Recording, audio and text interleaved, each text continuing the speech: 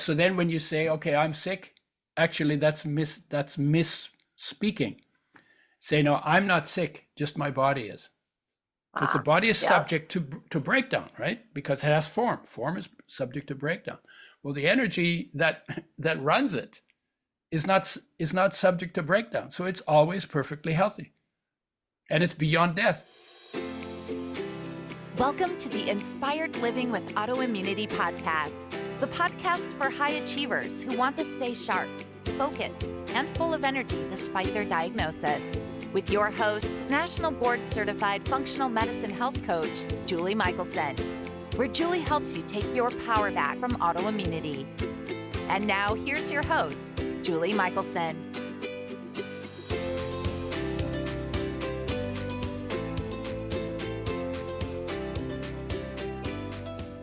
Welcome back to the Inspired Living with Autoimmunity podcast. I'm your host, Julie Michelson. Thank you for listening to Julie we are once again joined by Udo Erasmus, the founder of billion-dollar supplement line, Please Udo's like, Choice. share, and subscribe wherever you listen Udo to podcasts. is the author of If you'd like to get a transcript of this and every other which has episode, sold over just head on over to 250,000 copies. inspiredliving.show. As an acclaimed Click on the author link and in this speaker, episode's description. Udo has an There, eight-step you can also process find that takes everything into we discussed in this consideration episode, all of the elements of including links nature and and information human about our nature, guest. including You can physical even health, send in your mental questions to be health, answered by presence Julie and in a future awareness, episode. life energy, That's and being in Inspired harmony Living with nature and show. humanity. Today's Until next conversation time, focuses this is on Julie presence, Michelson's awareness, Inspired Living and with inspiration, Autoimmunity podcast, and how we can helping you each take your connect with power the love back. within ourselves to heal and thrive.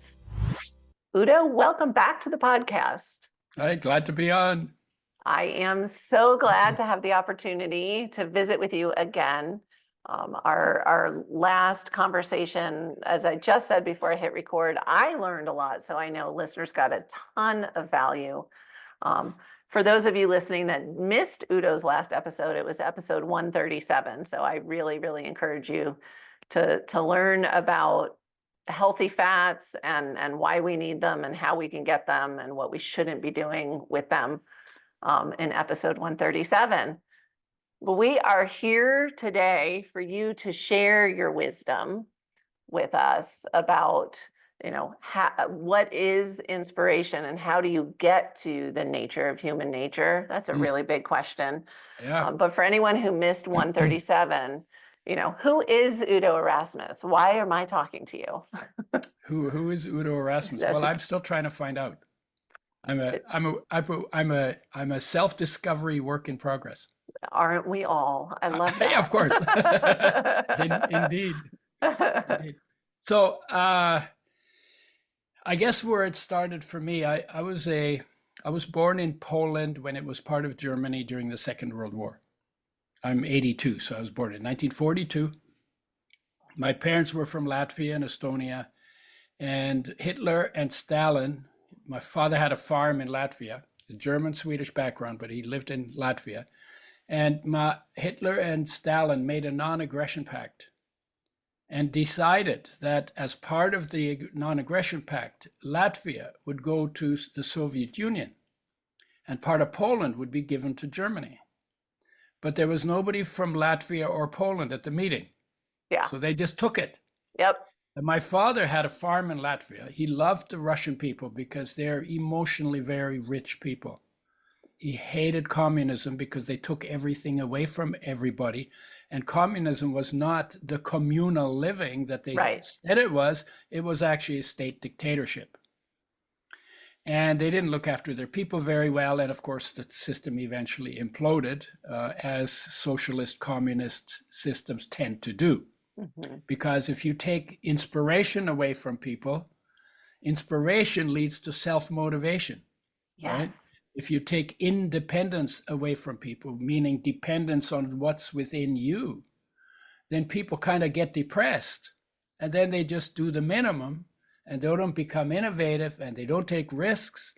And in the Soviet Union, 20% of the population was alcohol addicted to vodka. Yeah.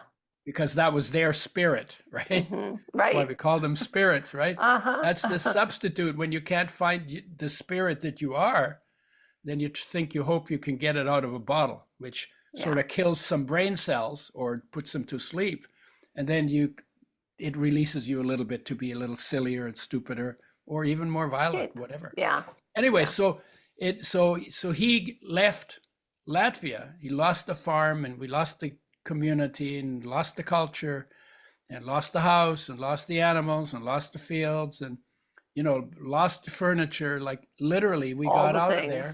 We lost everything On foot, right?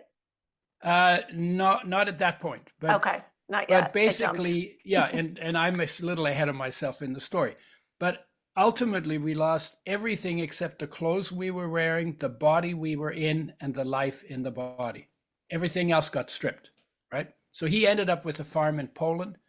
The Polish farmer who owned the farm became his farmhand. There was a little tension around that, as you can imagine. Uh-huh. So my dad said to him, look, we're living in crazy times. Let's run the farm the way the farm should best be run. And when all of this crazy stuff settles out, then we'll sort it out. And they became really good friends because they were actually working together for the common good. Right. Right. And it was innovative. And it's like, yeah, it was under really crazy circumstances. So then when the war ended, they helped us get out.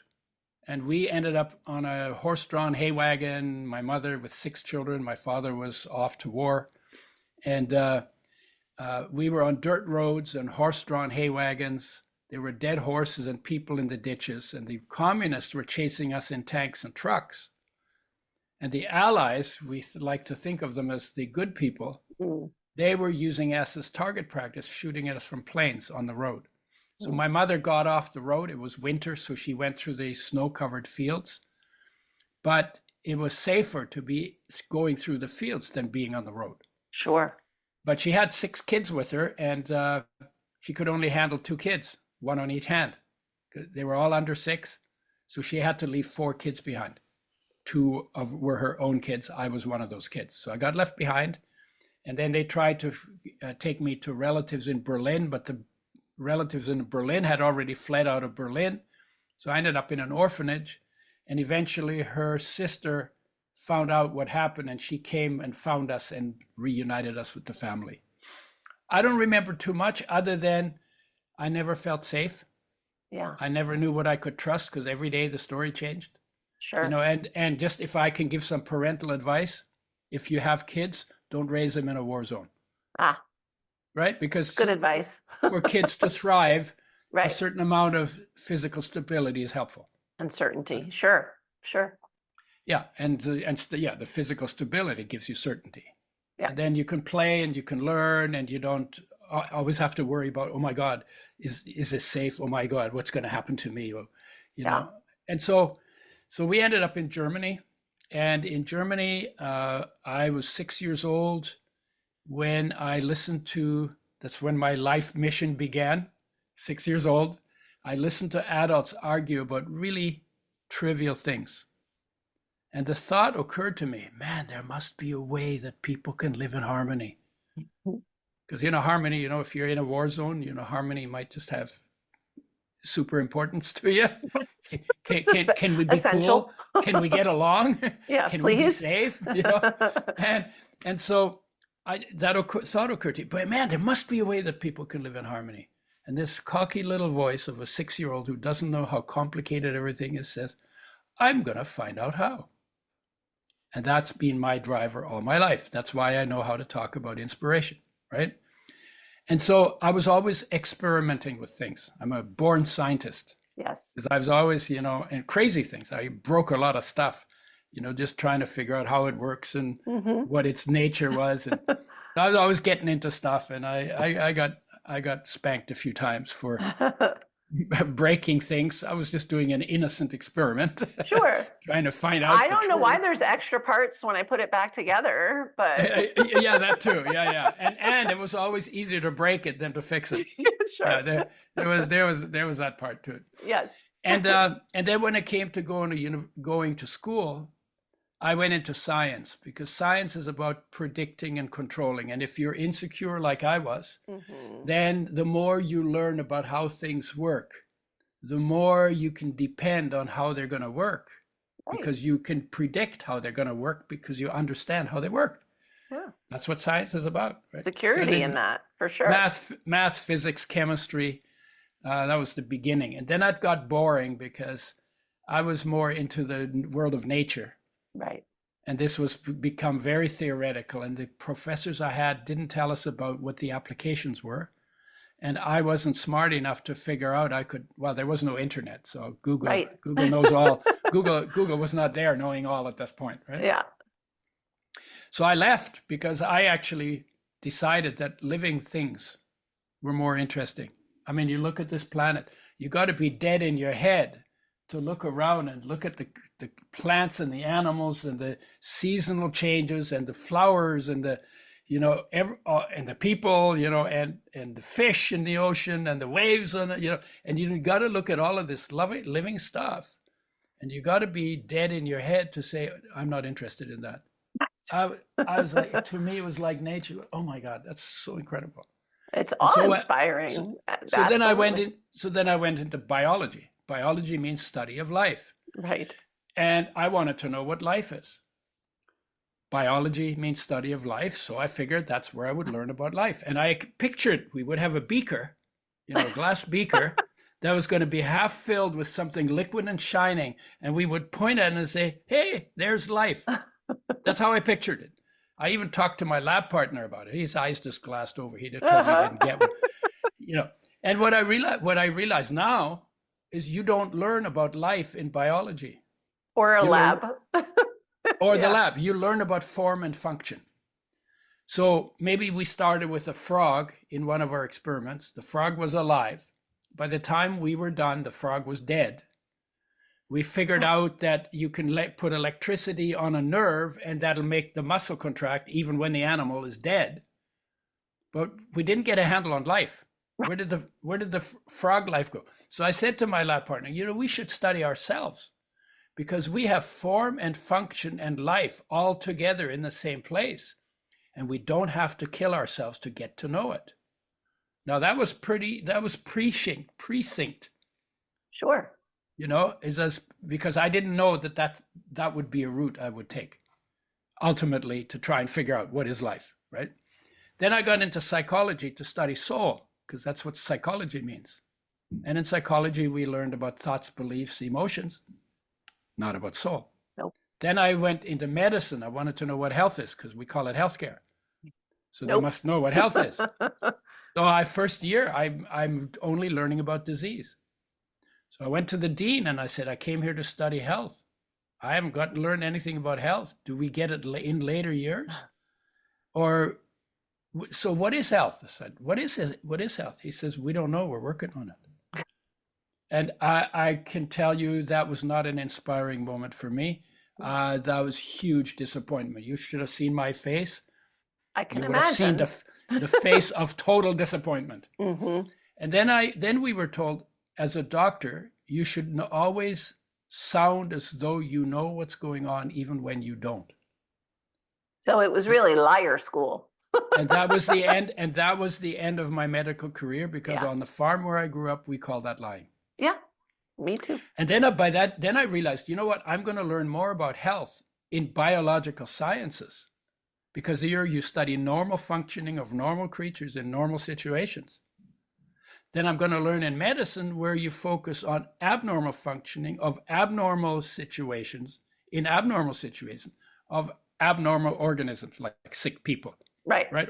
Or sick animals if you're doing research on animals on disease, right? So and then you realize, okay, well, I'm going to learn more about health in biological science. Nobody calls it health, but you're actually studying health, normal functioning. And I got into biochemistry and genetics.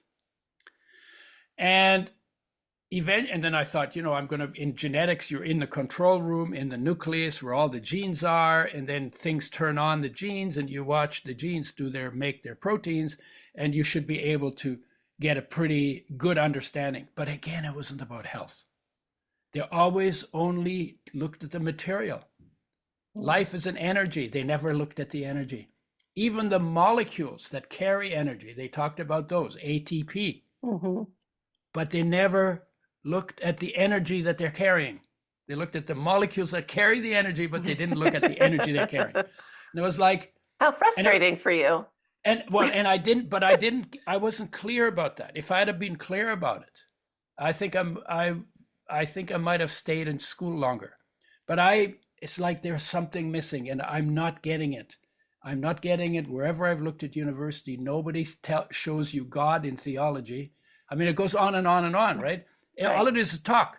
It's Yeah. just talk. It's concepts. It's theory. It's words. It's explanations. They have a value. It's not that they don't have a value. Sure. But if you're like me coming out of a war and you want to know what is the truth, big T truth, Right. right, that you can actually depend on, you're not going to find it at university. So then I left university and I diddled with psychedelics, and I actually snitched an ampoule of Sandoz LSD. Oh That was gosh. the original stuff from the Swedish company Sandoz. And I worked in a neurological research lab, and they had samples, so I helped myself because they weren't using it. They was just sitting there. They were sent these samples by Sandoz for free, and they weren't interested in anything to do with them. But they were neurological research, brain function. So Sandoz was basically sending samples to see if they could drum up some business. So I got a free sample, and I took like a very, very small amount, 60 micrograms, like a little more than half of one little ampoule in a sugar cube. That's how we used to you put it in a sugar cube, and then you suck up the sugar cube. And I had an experience that was, I had asked somebody, what is LSD like? Because in arts, I was in science, and the students in arts were experimenting with psychedelics. Sure. So I asked him, what is LSD like? And he just looked at me, and very kindly, it was beautiful. He said, if you haven't taken it, I can't explain it to you. And if you have taken it, I don't need to explain it to you. And that was like, after I took this journey, say, what a beautiful description. He didn't even try to explain it, but he really laid it out. Right. So what happened is I'm rolling on the floor, laughing my head off, listening to Mozart music and laughing in time to the Mozart music. And the tears are running down my face. And it struck me as incredibly funny that all this studiousness that I had, trying to figure it all out in the world, that what I was looking for was within me the whole time. And I was always looking on the outside, and I wasn't finding it. And so for me, that was a huge door opener. It literally melted my war baby world. And I realized, oh my God, there's 1,000 ways I could live. Now I got to figure out, how do I want to live, right? Because it doesn't tell you how you want to live. It just shows you the possibility. Right. And then I stopped doing that, because eventually they get to be pretty hard on your body. And so I said, okay, I only get one body. I need to look after it. So I'm not doing any psychedelic experiences. I did a few, yeah. And I'm not doing any for 2 years. Just to give my body a chance to basically recover, right? And I wasn't like really sick, but I could feel it was like, it's hard on your nervous system, I think. Sure. So what do I do in the meantime? So then I started thinking, by this time I'm like 26, 27. And I'm thinking, okay, well, who do I want to be? Now that I know I can be what I want to be, who do I want to be? Where's a model? My parents were not my model. They were very shell-shocked from the wars and all the crazy stuff they went through. So they were not my model. And I came to the conclusion that of what I knew, Socrates might have been a pretty good model. Because when we read his dialogues, like I loved how he used logic to bring you to the point where logic doesn't work anymore. And then you have to go into experience. Yes. So that was one of them. The other one was Jesus, and kind of like, whatever, there's lots of stories about what the translations were and whether such a guy actually ever existed. But to me, it was like, take it on face value. And I had one specific question. I want to feel what he felt that made him be able to live like he did, talk like he did, and do what he did. You know, as it's in the Bible, right? So I got a red letter edition because I'm coming to the party 2,000 years late, right? Right? So I got a red letter edition because I wanted to focus on what the master was talking about. What was the guy that I think might be a pretty good model? What was he actually talking about? So you know the red letter edition? It's a Bible. Everything Jesus says is in red ink. And everything else in the Bible is in black ink. Gotcha. So that was a way to focus on not the commentary of the disciples and not the other people with other experiences like Paul and all those guys. But it was like, okay, here are the words of the master. Well, the words need to be coming from something. You know, if you're a poet, you have to feel something to write a poem. Sure. If you write poems without feeling, they're really boring. And they don't touch anybody, right? Right. So there must have been feeling there, because his life was a form of poetry, you could say, right? Yes. So I'm going through the red letter edition, and then I would put little things he said to the test. Like one of the things he said, he said, what you have done to one of the least of these, that you have done to me. So I didn't ask a preacher to interpret it for me. I said, well, what does that mean to me? Well, it sounds like to me that I'm in everyone. Oh, Jesus is saying I'm in everyone. Oh, interesting. If I'm in everyone, that really changes how, that in a way that includes me in the picture. Sure, you too. Right? Yeah. It's not like he's perfect and I'm really screwed up and I'm not in the picture unless whatever the formula is, right? Yeah. No, I just wanted to understand it and I wanted to experience what that was.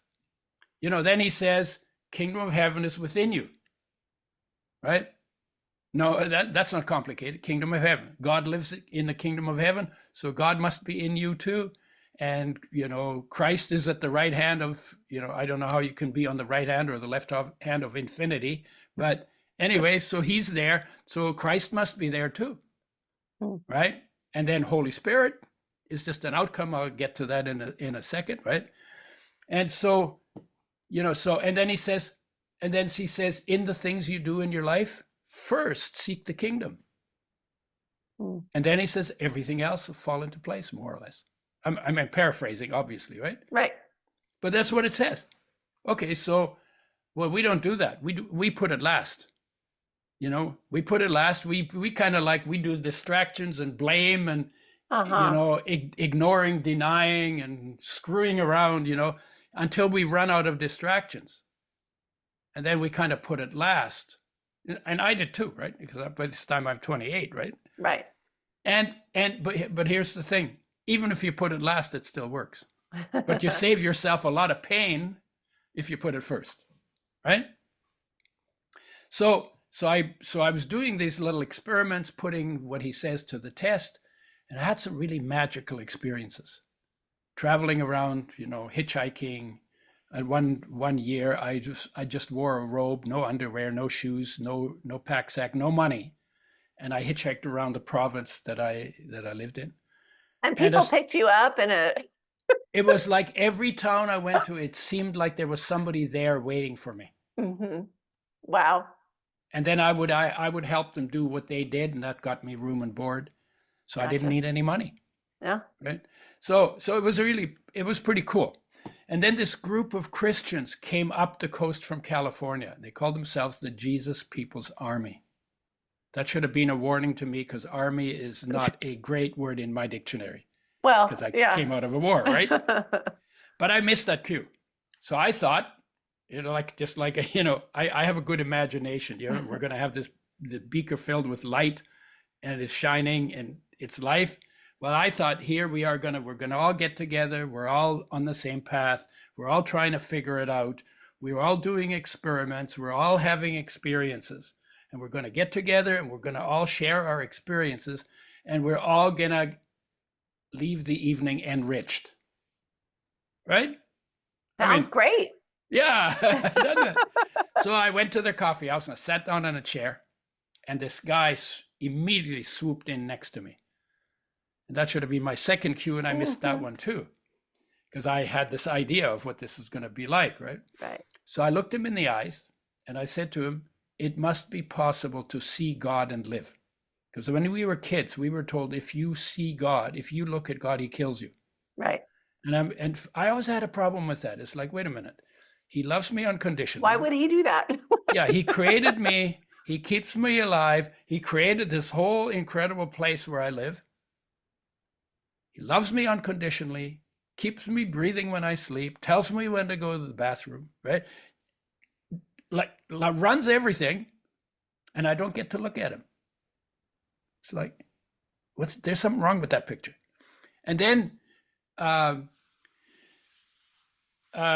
so I had a problem with that. That can't be true. But this guy, when I told him that, I looked him in the eyes. It must be possible to see God and live. He jumped out of his chair, and he was jumping around the room with his eyes flying around his head, and screamed at the top of his lungs, "You're from the devil! You're from the Antichrist! Get out!" Oh my goodness. Holy smokes. So I got slinking out of there. Well, I think that was a blessing. Well, indeed, like the war was a gift, this was also a gift. You'll see why in a second. So I'm standing on the sidewalk and say, well, I haven't seen God. Maybe I'm not supposed to ask that question. And by the way, we were also told there are certain questions you shouldn't ask. And of course, they never told us what those questions were. Right. Because if they'd have told me what the questions were, I would have asked them. Right. Right. So here I am. I haven't seen God. So, and I got really desperate and really confused. And with the desperation comes sincerity.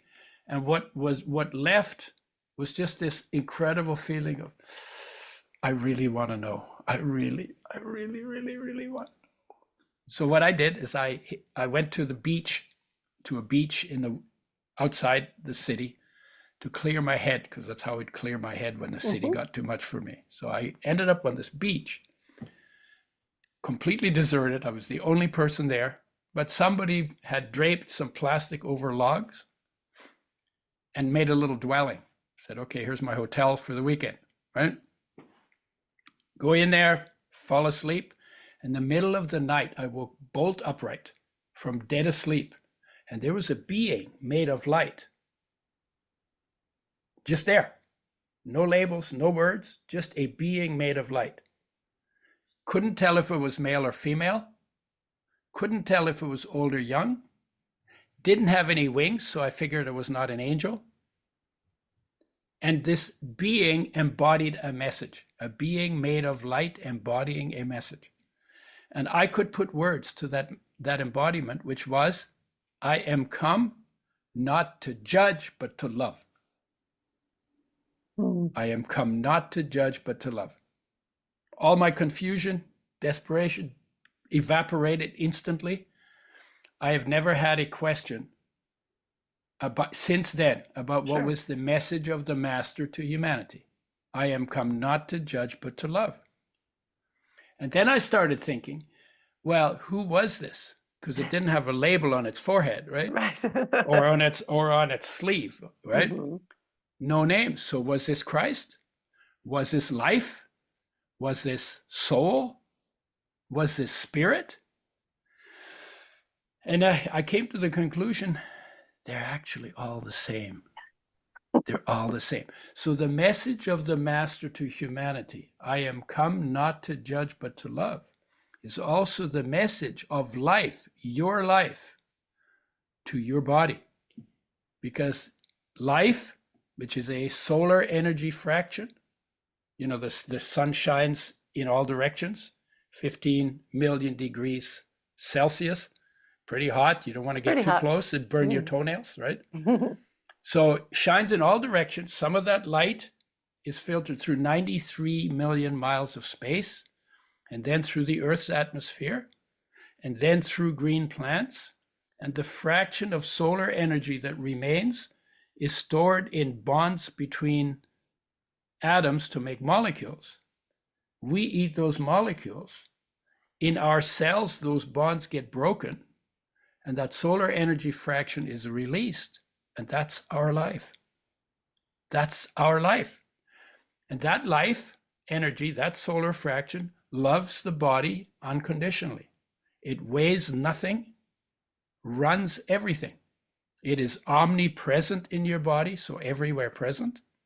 It is omnipotent or omnipotent, all-powerful in your body, and omniscient, everywhere present in your body.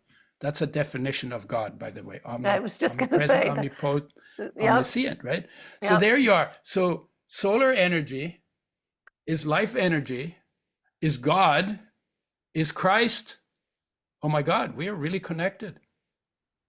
Oh my God, we're really connected, right? And then that energy that weighs nothing and runs everything,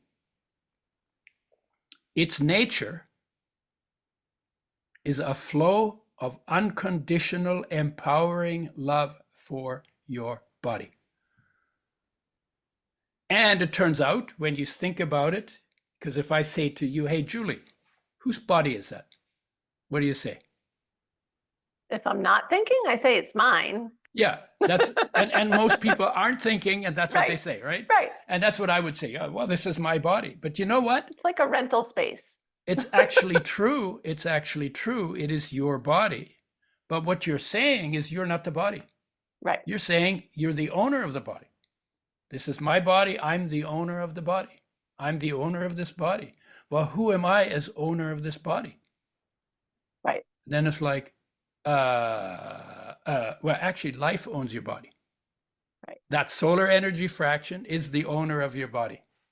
So that solar energy, though you call God, or you call it Christ, or you call it, it's the master in the body, or you call it spirit, or you call it soul, is the owner of your body. So that means your individual essence is that energy. Oh my God, you know what else about that life energy? What else? It's perfect health. Ah. It never gets sick. It never dies. You can't kill something that has no form. Has no form. So there you are. So then when you say, okay, I'm sick, actually that's misspeaking. Say, no, I'm not sick, just my body is. Because the body is subject to breakdown, right? Because it has form. Form is subject to breakdown. Well, the energy that runs it is not subject to breakdown. So it's always perfectly healthy. And it's beyond death. Right. Because you can't just, energy, when it separates from the body goes flat, right? And then gets recycled into the water, the air, the minerals that it was made from. And the energy goes wherever energy goes. Right. I mean, whether it dissipates or, but it goes somewhere, because you can't just doesn't end. Yeah. Yeah, you can't unmake something that exists just like that. It just separates from the body. Right. And then if you listen to people with near-death experiences, they become light, and then they float around as little light orbs. And, there's all kind of, I don't know what's going on. Right. But those reports kind of are in line with, I am not the body, I am the energy, and death is not the end. And by the way, that was also the message of the master. Every body gets crucified eventually. Every conception is immaculate. Every birth is lowly, because we are born, as Saint Augustine so eloquently said, we are all born between the urine and the excrements.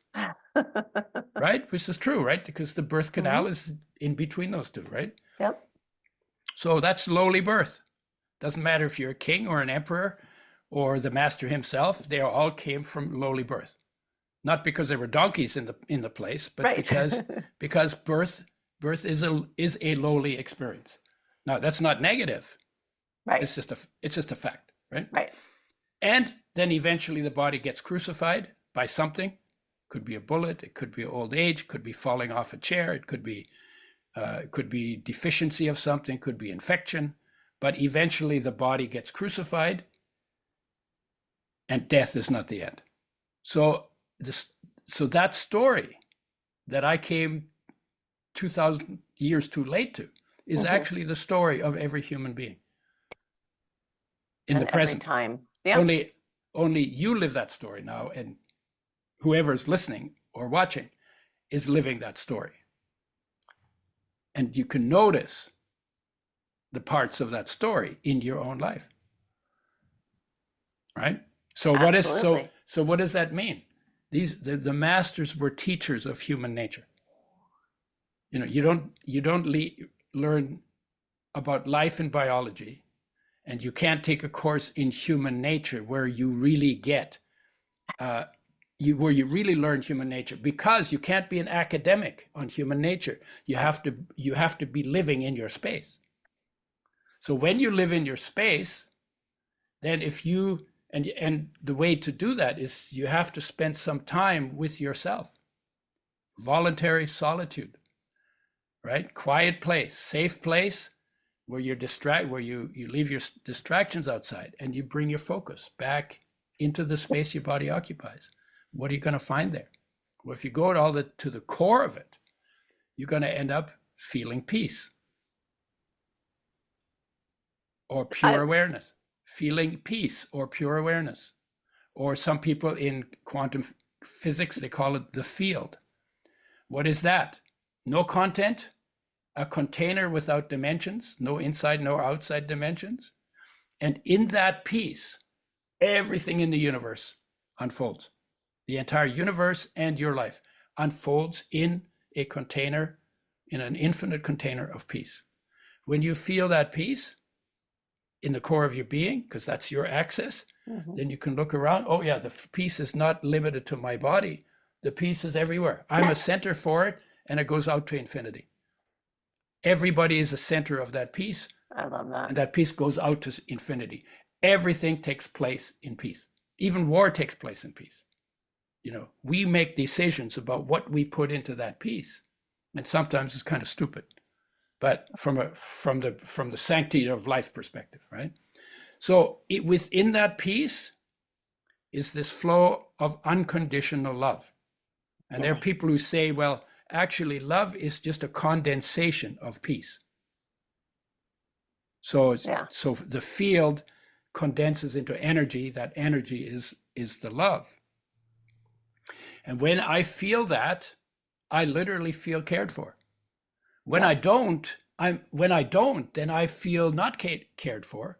Then I'm always looking, what can I do that'll get me taken care of? And we do a lot of damaging, destructive things on this planet in our quest of finding on the outside the love that we can only connect to on the inside, and that is already there and is waiting for us to connect. Oh, so beautiful. Yeah, so isn't beautiful. that? And I want to. I'm almost to inspiration, but go ahead. Well, I just wanted to throw in, if people are like, why are we talking about this? Yeah. Because so often people go after healing. It's the doing and the doing and the doing. And the healing is in the being. And that is why I was so excited to bring you in again for this conversation. So I'll give the mic back to you. I just had to throw that in there. in fact, if you look at a lot of disease comes from us with our mind interfering with the flow of the unconditional love that is our perfect health. Yes. Right? Yeah. And there are people who actually find the places in the brain where some of these diseases begin. Yes. It's called, there's a group called the New German medicine. Yeah, New German medicine, right? Yeah. So they can track diseases to where in the brain the conflict is, where the interference with the unconditional love that is literally flowing through your entire body. But you can block it with your thoughts. Right. You know, and you can say, you can be filled with love, and at the same time that you're filled with love by nature, you can be saying, I'm no good. Yeah. Why am I screwed up? Yep. I don't know. You know, and people tell you that there's something wrong with you, and then you buy it because you're not doing your homework and recognizing, no, I am unconditionally loved. And I am unconditional love. Yes. If I do my homework and spend time in stillness, voluntary solitude, bringing my focus inside where that love, where I am that love. How cool is that, right? So that's number 2. Then number 3, the shine of that unconditional love into the world. I call it inspired purpose. Yes. It's also positive mind. It's also visionary. It's also contribution, a positive contribution, right? It's also called the Holy Spirit. So now you have the Trinity is all part of your nature, right? And there's your inspiration. And if you know how to get in touch with that unconditional love, you will be inspired. And your purpose will be, because what happened to me, when I go there, and I do that every day, when I go there, I feel so cared for that it's kind of like, oh my God, it's not about me anymore. Right. I'm cared for. Get over yourself. And if I don't feel cared for, then I know where to go to feel cared for. Right. So I have a practice. I know where to go. And when I feel cared for, well, it's not about me anymore. What do I need to do? Oh, where can I help? Where can I help? What needs to be done? How can I make the biggest splash for good that's possible in the time that I have? So it changes the orientation. Before, when I didn't feel cared for, it was all like, what can I do to get me taken care of? And now it's like, okay, I'm good. Where can I help? Right. And it just makes my life so simple, because what I can do to help shows up every day. I go for a walk and somebody's turning the map upside down because they're a tourist and they don't know where they're going. I see it. I say, where are you trying to go? Right? It's that simple. That's really simple stuff. Sometimes it's just a smile for someone you can tell needs a smile. or a joke, everybody starts laughing, right? Yeah. Anything that raises the energy, that raises the quality of life. Because we're God children, we're children of the universe, and we're supposedly living in peace and love and inspiration. Right. 24/7. Right? But what happens, why we're not doing that, is because there was a time when we lived like that in our mother's womb. I call it the Buddha tank, because just the word sounds good. If you call it the Christ tank, that's like the enunciation. No, that doesn't work, right? It's not as sweet. So you're living in the Buddha tank, right? So your sperm was alive and the egg was alive. And they got together, and the zygote, the fertilized egg, the zygote is alive, and it implants, and then a tank gets built around it. It's called the womb, right?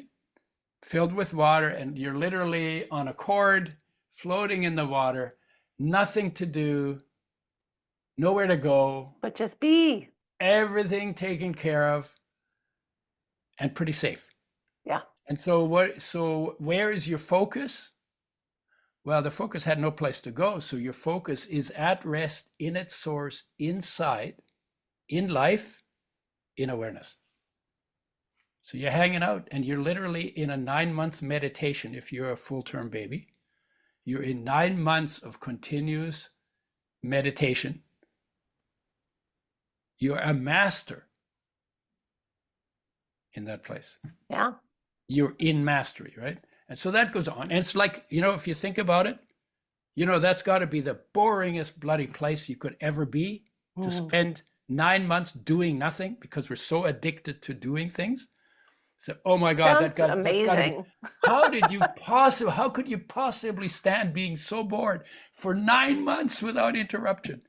No, you're not bored. No. You're in light, you're in bliss, you're in peace.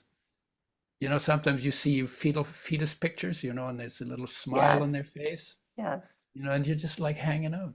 And the body is being built. Life is building the body. You're not building the body. Life is building it. And life is using your mother to bring you in. Your mother is not making you. Right. Right? Life is using your mother. Life is making your mother, and life is using your mother to bring you in. And Yep. you belong to life more than you belong to your mother. And your mother helps on the outside, and it's a noble, I just can't call it a Partnership. profession. Yeah, Well, it's really a it's an partnership. it's a noble endeavor. Yeah. Oh, yeah. But the most important part of the child is inside it, Sure. right? Because that's Yeah. how it grows. You know, you can feed it, but you can't grow it, Right. right? Right. You know, you can put a blankie on it, but you don't make it grow. Right. You know, you can put it in bed and turn out the lights, but you don't make it sleep, Right. right? Oh, So do I know that? so how yeah, right. If been there, done that, right? Uh-huh. So we can help and make it comfortable on the outside, unless Sure. we take our kids into the war zone, right? But so we can help on the outside, make it more comfortable. Yeah. But life is doing the job. And the life is doing the job for 8 billion people. And life is the leader, is the true leader of humanity. And every human being has access to the same leader in their own space to give them advice about how to live in their space. Instead of running to experts who are usually half-baked, Right. right? Why don't you ask life how to live? Because life knows everything about you. And life is the thing that runs the planet, Yeah. right? Not some guy in Ottawa or some guy in DC or some guy in Buenos Aires or, Right. you know, Yeah. that's just like that's a sham. So where does one start? Back to this voluntary solitude, right? Yeah. How Where do does we that start? look for somebody who hasn't had a practice or maybe Yeah. isn't feeling inspired Yeah. or in touch with Yeah. purpose? Well, thanks for putting me back on track because there's one more story I need to tell. Okay. So you were in this perfect place in the mother's womb. Hmm. And then one day you got kicked out It's true. and everything changed, Hmm. right? So in there you were your focus was present inside, absent outside. You didn't even know there was a mother around you, Right. right? When you were in there. You didn't know there was a world around the mother. Right. You know, you didn't have any words. You didn't have to use the bathroom. You didn't have to eat because it was all provided It's all through the done. umbilical cord, right? Yeah. And you didn't even need to breathe. So you were literally, you know, how still can you get? Right. If you don't need to breathe, you can get really still, Mhm. right? So then you got booted out, and now everything changed. Now you had to cry for your breast milk, and you had to cry for your blankie, and you had to cry for keeping warm, and for touch, and for all the simple basic needs for liquid, for food, for Sure. diaper change, you know. And you had to get to know the world because now you're vulnerable because you live in a world where things change. Right. And some changes are not beneficial and some things are. So you have to get to know the world, and you have to, your focus goes from inside present, outside absent, to more and more outside present through your senses, because your senses are attracted to change. Because every time something changes, you got to say, well, is this friend or is this foe or is this irrelevant? And you have to do that very quickly because your survival depends on it. And so we get really good at it. And every day we go out, go out, go out. You hear a sound. Oh, what's that? You know, the door opens. I give a lecture, 3,000 people, right? Yeah. And the side door opens and somebody comes in late. I lose my entire audience to the door that's moving and a person coming through. Sure. Because we're attracted to change so automatically. Yeah. Right? So older you get, more you spend your focus outside and less inside. And with that disconnection from the inner peace, love, and inspiration, with the disconnection from that comes discontent. Something's missing. You lost something. You lost yourself. You lost your connection to yourself. Then you try to find it outside, by who you marry or how much money you make or what kind of job you do or what kind of adventure you have or what kind of power you can get or whatever it is that you're chasing on the outside. There's always the hope that when you're successful, you will feel whole again. Because nobody tells you that you feeling unwhole and you being driven is a discontent that comes from a disconnection of yourself, right? Yes. Nobody tells you that. So then you look for it, and you know. And I talked to a guy who was a billionaire. He had an airport named after it. And I said to him when he wanted to meet me because he read my book Fats and Oils, Fats that Heal, Fats that Kill. And in the last chapter, I talk more about this kind of stuff, but it's just like short because it's a book on oils. Right. And he said, I was reading between the lines and I said, I wanted to talk to you because there's something there and I want to talk to you about what that is. So I said, well, let me tell you how your life goes. You come up with a scheme, like building an airport, right? And then you spend 20 years busting your butt, getting together all the people and all the material and all the plans and all of those things that you have to do to create an airport.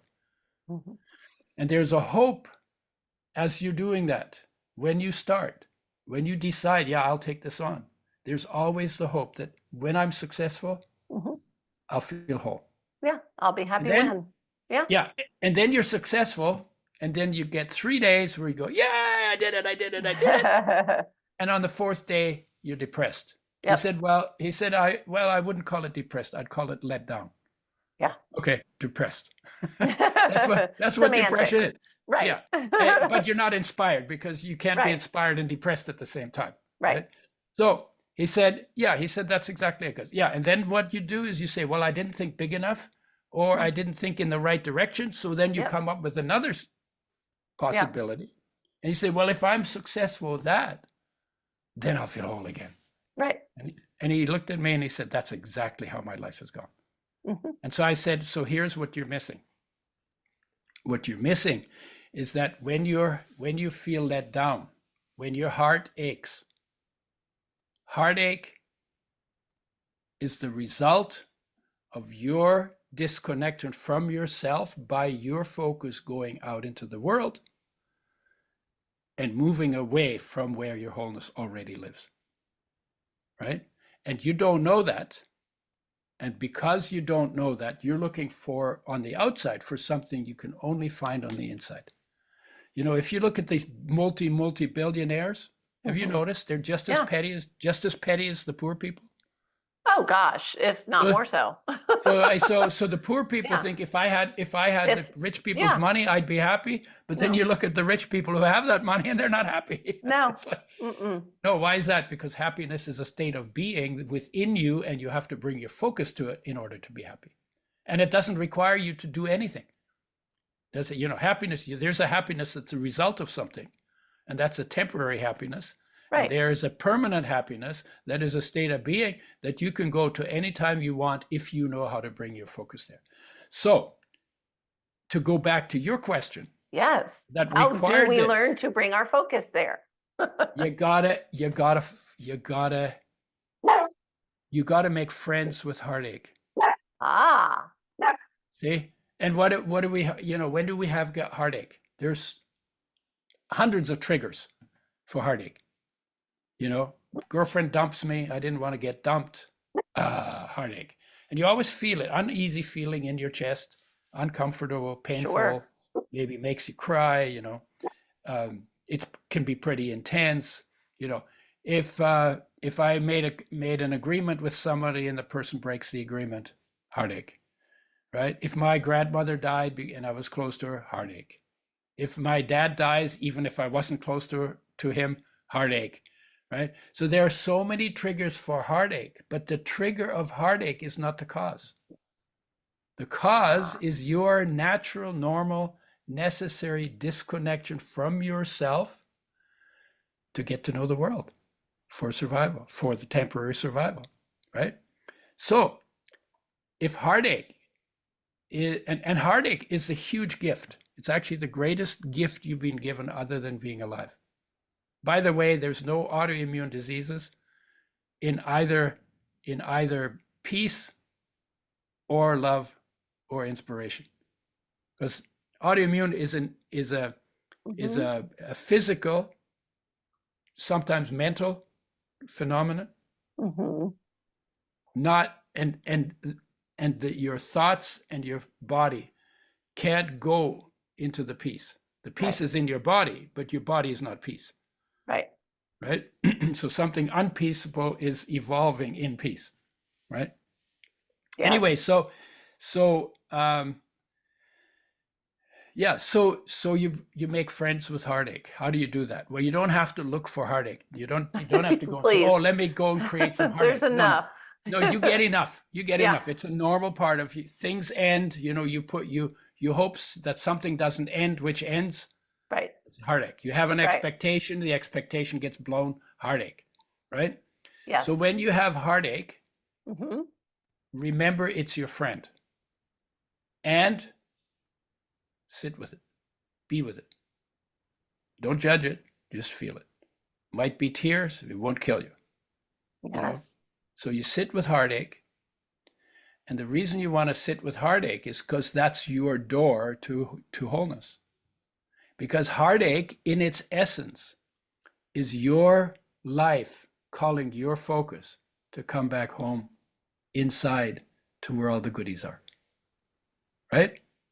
Absolutely. So you sit with it. And so heartache, why is heartache such a gift? Well, number one, it grounds you, makes you simple, gets you out of your head. Because it puts your focus here, not here. Yep.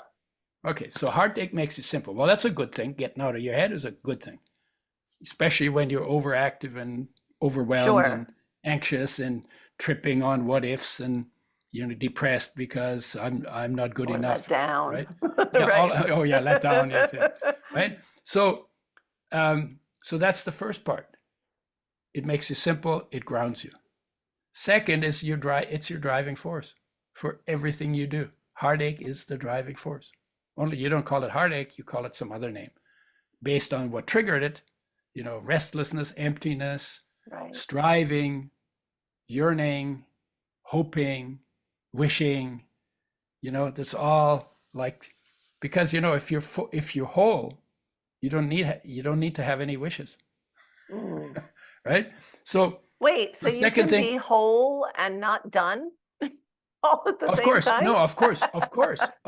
No, but that's actually a really good question, because when you're whole, you're no longer compelled and driven.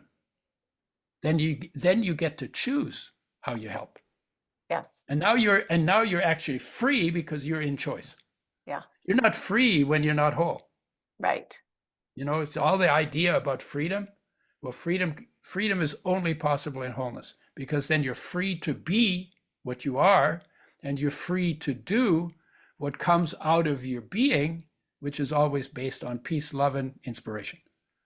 Holy smokes, that's so cool, right? It's how you can be free even in a war situation. I was in jail and I felt free. Yeah. Because I didn't think about the bars. Right. I thought here. I felt the heart. Yeah. Because once you know how to go there, it doesn't matter what goes on in the world, you can actually be the light in your own darkness. How cool is that? Perfect. Right? Yeah. So now this third thing is, it's your call to come home. If it wasn't for heartache calling you home, your focus would get lost in the world and wander around aimlessly, and you would never find your way back home. Heartache calls you home. How important is that? That's like thirst for water and hunger for food. Right? And full bladder for going to pee, right? And tired for sleeping. We need signals. If you never got tired, you'd never sleep and you'd burn out. Right. I don't know what would happen if you never felt the need to pee. It would not be good. It would not be good, for sure. It would not be good. So it's the call. The thirst. Sometimes some people call it the thirst of the heart to feel fulfilled. Heartache is the thirst of the heart to feel fulfilled. That's a pretty good description. Okay, what else? It's your starting point for the journey. If you have no starting point, you don't have a journey. You need a starting point, and you need an end point. The starting point is heartache, and the end point is peace or love or inspiration. right? So it's your starting point for the journey, and you can't, if you won't put your feet in the starting blocks, you're not going to win the race. Right. Right? So every journey has to have a starting point. That's the starting point. And then the last one is, if you've gone to the starting point and you're sitting with it and you stay with it and you find that less than a hair's breadth behind your heartache is your wholeness. So you literally, from the heartache, you're almost there. Right. You're almost there. And you might go through a little bit of boredom, but boredom is very peaceful. And boredom, you only feel bored and think it's negative because you're addicted to doing so much stuff. Right. So no, just get, it's okay not to do anything. In fact, if you want to fix the planet, do less. Right. Right? Do less, be more. Be more. have a raise the vibration, and then live into the world in a quieter, peaceful, more beautiful way. Right? It's like not complicated. And then last one, if you've taken the journey home, then you're going to become complacent because you feel so good. And then you're going to drift again. And then the heartache will come back to call you home again. Sure. So it's the reminder that you need. And one more thing, going out through your senses into the world as a kid for survival is automatic. Coming home has to be deliberate. I love that. Your senses will always take you out. You will have to then make a decision that you want to cultivate what's within you and then commit to doing that. And whether that's 5 minutes a day or 10 minutes a day, I like to do an hour and a half. I've gotten better at it. It's hard at first because we're not used to it. It's foreign. Just like you had to learn how to walk and you fell on your schnoz a whole bunch of times. Right? But finally you did. You never gave up. And you need to be like that with this as well. Never give up. And if you don't, and I've had times when I do my, call it self-knowledge practice, stillness practice, and I get up after and said, I never felt anything. Well, what a waste of time. I never felt anything. But you know what? I noticed that my day goes better. Yes. Because I did take the time to be quiet. And it's an exercise. It's a discipline. For that doing mindset, being, sitting is actually an exercise, and it does impact. It's a discipline, and you get better as you do it more. Right. And I'm to the point where I look forward to doing it. I've been doing it now for over 50 years. Yeah. I started when I was 30. I'm 82, so 52 years. I love, my favorite is that you said, it could be 5 minutes a day. Like, no, I don't try to start with Udo's practice. Like, you can if you want to. Well, but I have people, I hear it all the time. Oh, I tried and I can't, then they're not successful. That's the coach in me. Start and build, right? And the thing is that people talk themselves out of it. Right. Just like I say, well, I practiced and I never felt anything. But then I paid attention and actually my day went better. Right. Oh, yeah. Wow. So something happened in that time that I didn't notice, right? What happens is you become calmer and you become more settled and you become more solid and you become more anchored in your being and you're a little more peaceful. But sometimes you don't notice. Right. But it still shows up in the world. It does. And people notice it. I walked across a gym floor one time in a meeting and somebody came running after me and said, "Hey, what is it you have?" I said, "What do you mean?" And I wasn't thinking about, I wasn't like being very conscious. I was just walking. He said, "What do you mean?" "Well, you have something and I want that." Oh, I know what Oh, and then I started talking to him about the practice that I do. That's what he was looking for. Yeah. But he saw it. I mean, I didn't even see it in myself and he saw it. Right. Because people can feel it. It's energy. So people can feel it. Yeah. Where your focus goes shows up. Yes. If you're in peace, you live into a world that's filled with peace because you see the peace. Yes. If you can't see peace in the world, it means peace in you is not doing the looking. Right. Right. And then if you see peace, that's very different than if you're angry, because if you're angry, you'll see enemies in the world. Sure. And if there aren't any there, you'll create them. That's right? why, And then you, gratitude practice and right, any of these practices. right, Yeah, right. And if you're fearful, you're going to see enemies. You're going to sure. see, yeah, you're going to see danger everywhere. Yeah. And then you're I, going to live into the world as though it was dangerous, and you'll be afraid of things that aren't dangerous. yeah. You're creating that with your own mindset, with your own state of being. So if in a state of peace, you see the world for what it is, because you're not Yes. elaborating, you're not embellishing, you're not imagining, you're not fantasizing, right? You're feeling it, you're in it. There's no mental content in peace, because it's a state of being, not an emotional state. In emotional states, they all have mental content. And then if you're in that state of being, wow, it's amazing. Then you see where all the pieces. Yes. Oh my God. I mean, oh my God. Somebody said to me this morning, or yesterday, I guess, yeah, one question I always ask the people I do my interviews with at the end is say something you're grateful for. Yes. So I said to her, do you have 82 years to listen? Right. Because Exactly. honestly, from this perspective, Sure. oh my God, the fact that I can talk to you wherever you are, Right. we can have this conversation. And Oh my God. inspire people. Oh my God, and and then they talk about the technology that makes that possible. Oh my God. And then you got the lighting so that I sort of look lit, right? yeah. And then you have all the stuff on the walls, and whoever made the glass, I don't know who invented glass, but Right. oh my God, I'm the Brilliant. beneficiary of being able to see the trees outside, right? Yeah. And I'm not even outside of my house yet for the gratitude, right? Right. Right. I'm breathing. I have a bathroom. I have some supplements that I take. It's like some good oil. among other things, and enzymes and probiotics, and yeah. And then I'm not even out of the house yet. And then I go Right. outside. Oh my God, the grass is making oxygen for me. So with every in breath, I can say thank you. And then with every out breath, I'm making carbon dioxide for the grass. Yeah. So then it's like, thank you, you're welcome. Thank you, you're welcome. Right? Well, and I So love thinking, you said it, but it is true that where your attention goes, energy flows. oh, sure. And so, Yeah. why wouldn't we create the practice to have this be the experience of life? Yeah. Well, the question is, what do you want? What do you want the quality of your life to look like? Yeah. Yeah. If you I'm going to be crude. If you want your quality of life to be shit, then build a tent next to a sewer. Right. Right. Yeah. Right. If you want your life to be filled with peace and love, then be present in the space your body occupies, because that's where it is. Right. I love it. On that note. And there's more of that in you for you than you're ever going to get from anything outside. Absolutely. And that's why the masters, who were really smart, said, kingdom of heaven is within you.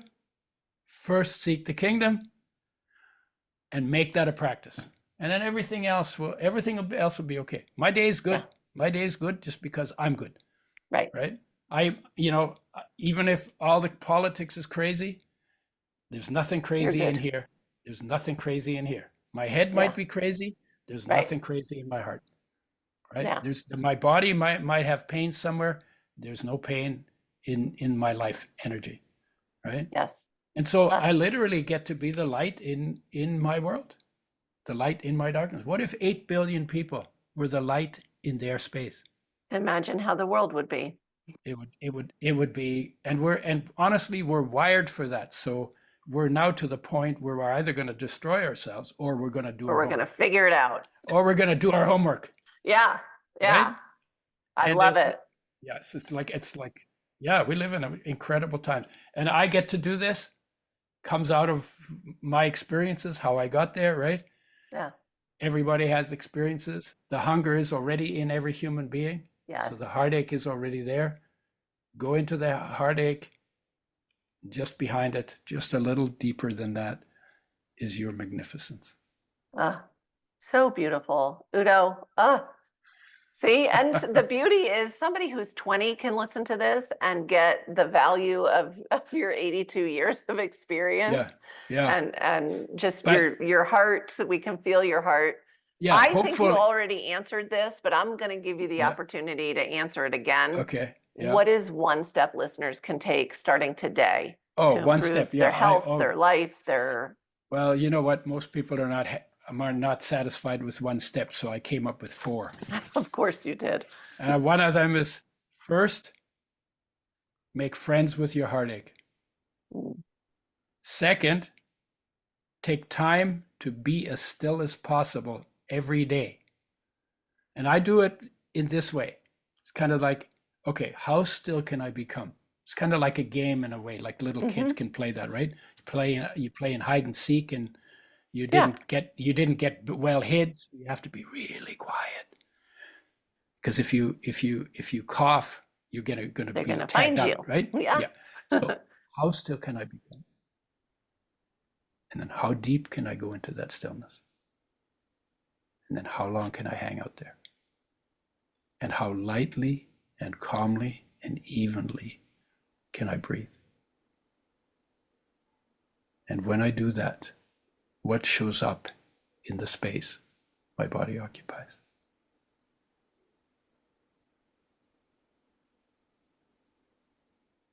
So that's a little stillness practice. I just made it up. I right? love it. Yeah. Or you can go to a teacher and he'll show you some techniques. You know, I've used techniques. The techniques I used are called self-knowledge. And the guy who came up with these techniques, or who taught me the techniques, he wrote a book called Hear Yourself. Hear Yourself. How to Find Peace in a Noisy World. His name is Prem Rawat. The book is on Amazon. I always say it's whatever practice resonates with you that can get you started is the one. So yeah, and sometimes it's nice to spend time with people who are doing a practice, because then you get a contact hive. Yeah. Right? Because it radiates. Good energy. Sure. Yeah. The third one was get present to being present. Get present to being present. And the fourth, get present to being present in the space your body occupies. So that was the third one. And maybe every once in a while, when you think you're really stupid and ugly and not good enough, then remind yourself, I am light and I am love in my essential being. Beautiful.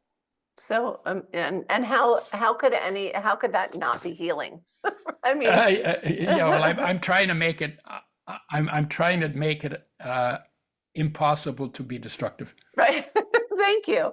I think you did an amazing job. Yeah, thank you. So grateful for your time, Udo. You again have given us so much gold, but beyond that, your light shines through. Yeah. Well, I hope that. I hope I infect 8 billion people. I do too. Yes, and I need your help to do that. Well, I am. I'm grateful for you. And thank you for doing that. I thank you. And for everyone listening, remember you can get those transcripts and show notes by visiting inspiredliving.show. I hope you had an amazing time and just enjoyed yourself and learned as much as I did. I'll see you next week. Thank you for listening to Julie Michelson's Inspired Living with Autoimmunity. Did you enjoy this episode? Please like, share, and subscribe wherever you listen to podcasts. If you'd like to get a transcript of this and every other episode, just head on over to inspiredliving.show or click on the link in this episode's description. There, you can also find everything we discussed in this episode, including links and information about our guest.